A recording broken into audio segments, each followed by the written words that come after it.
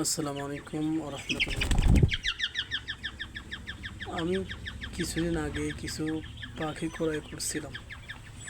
কোয়েল পাখি অনেক শখ হয়েছিল যে কিছু কোয়েল পাখি পালন করব। ইচ্ছা হয়েছিল, এখন ইচ্ছা পূরণ হয়েছে।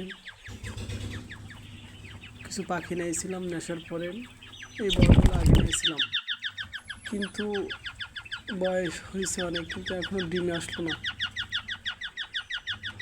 এখন আপনারা যদি কেউ কোয়েল পাখির বিষয়ে জেনে থাকেন তাহলে আমার একটু পরামর্শ দেবেন।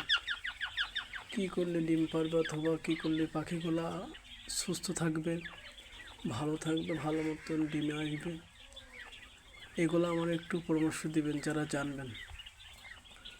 আশা করি যারা জানেন সকলে একটু বলবেন আমারে, যেহেতু এগুলা করছি নতুন। আপনারা যারা অভিজ্ঞ আছেন তারা একটু বলবেন